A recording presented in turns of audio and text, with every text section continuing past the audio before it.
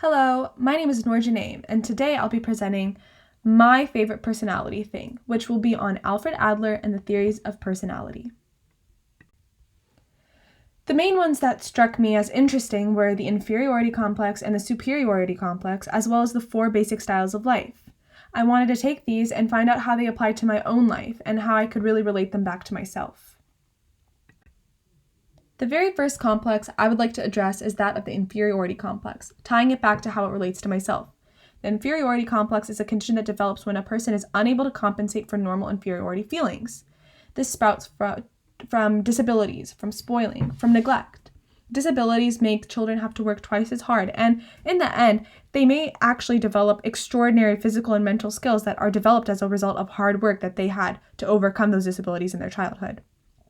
Those who are spoiled got everything they want, and they're shocked when they enter the real world that people don't like not having hard workers around. People don't like people that just expect everything to come to them. So in the end, these kids feel like they have a personality deficit, and that is all as a result of them not having to overcome any disabilities or adjust to others' needs. Neglect is basically when a children is going to develop feelings of worthlessness or anger, and they view others with distrust, and so they develop this inferiority complex, and it's all because they just were not given a certain type of attention growing up. So all of this leads to poor opinions of self and feelings of helplessness. I personally did not face any disability or neglect, but I did face some spoiling growing up. And I found it interesting that Adler found that spoiling caused the inferiority complex because I found that it caused quite the opposite with me. I felt that I worked twice as hard to please my parents and really show that I earned what I had received. And in the end, it allowed me to be recognized as more special in other places. I worked twice as hard in school and earned awards. So in my youth, I felt like it helped me more than hurt me. Some real-world inferiority complex application is found in movies. Carrie was raised in a neglectful household, and she always had a sense of helplessness with nobody to understand her. She never made any friends, she was antisocial, and she was lonely as a result. So she developed the inferiority complex. In The Clique, Massey is used to getting everything she wants and buying people with money. When Claire comes in with no money and just her personality, she begins winning over Massey's own friends. Massey begins to believe that she does not have a personality to win people over, and she develops the inferiority complex. In Game Night, a younger brother has always felt outshined by his older brother, which is evident in how he talks about his brother and how he puts himself down all the time. When a game night happens, he does anything he can to win his brother's game to show that he can win against his brother. And this all sprouts from the inferiority complex. So next is the superiority complex, and it's tied to perfectionism. The superiority complex is a condition that develops when a person overcompensates for normal inferiority feelings. It causes an exaggerated opinion of one's abilities and accomplishments, and it's self-satisfied and superior, and there's no need to demonstrate superiority, or it's quite the opposite. They feel a need to overcompensate and really display their superiority. They become boastful, they have extreme vanity, and they're very self-centered. Perfectionism, however, is something that we strive for. We strive for perfectionism, or we strive for superiority. We strive to perfect ourselves and make ourselves whole. Adler believed that we strive for the future, and Freud saw it as something that develops because of the past. Adler saw it as a final goal of superiority as the motivation to become a perfectionist. So, how does that apply to myself? I've always found myself to be a perfectionist, and it's interesting for me to see that there is a distinction between the superiority complex and striving for superiority or perfection. I definitely strive to achieve superiority, but I'm avidly trying not to carry the superiority complex. I think the problem with trying to achieve superiority is that we'll always feel like there's something else we can do. We'll never feel whole. We'll never feel like we've achieved true perfectionism. Whereas superiority complex is something that we really want to stay away from. We don't want to become this person who's very self-absorbed, feels like everything revolves around ourselves, and that no one else can level up to our accomplishments.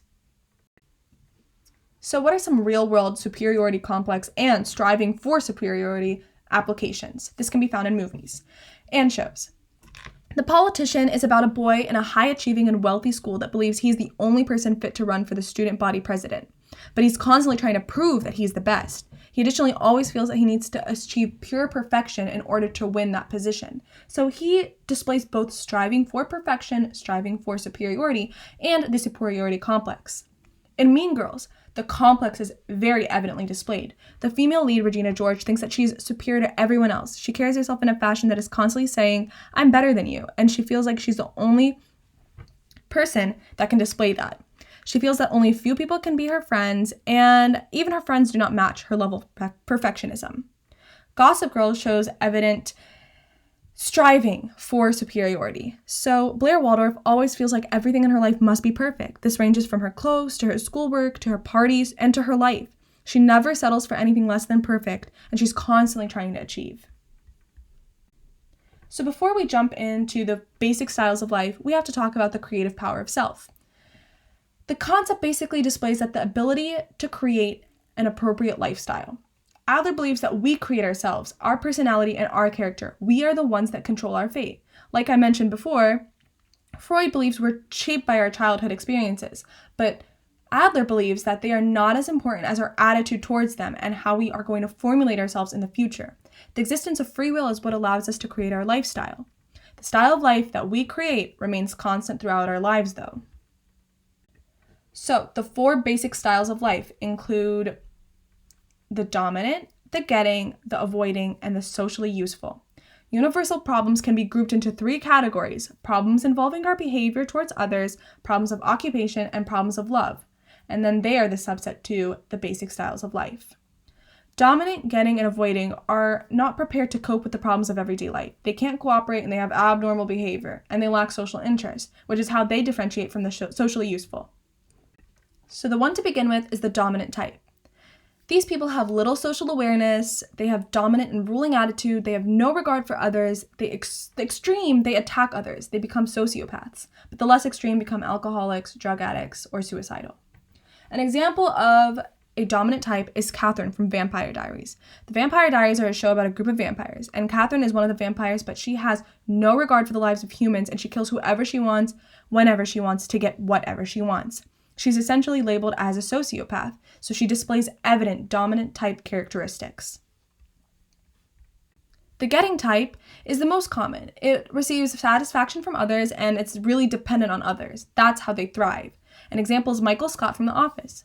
Michael does everything to get a reaction out of the rest of the employees at the office. The satisfaction he receives is from the reactions the rest of the staff gives him. So he's constantly trying to get that attention, get that satisfaction.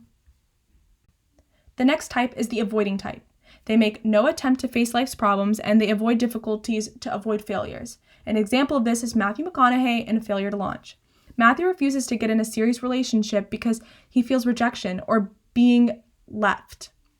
He continues to live a bachelor life and lives in his parents' household because he does not want to face the possible failures of life.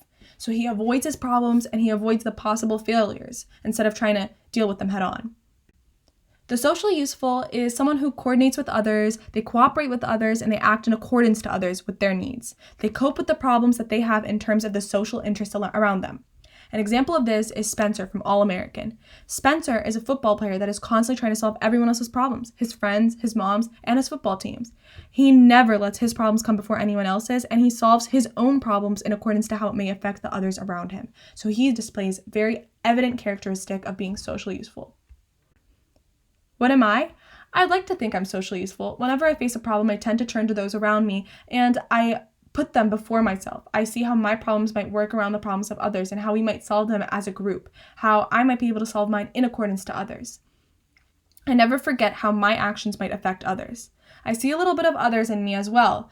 Like, I see the getting. I sometimes deal with my problems in how I might get reactions from others. I'm dependent on the reactions of others, and sometimes I tend to avoid my problems as well. So that's the end of my presentation. Thank you very much for listening, and I hope you learned a little bit about me and my thoughts on these personality theories.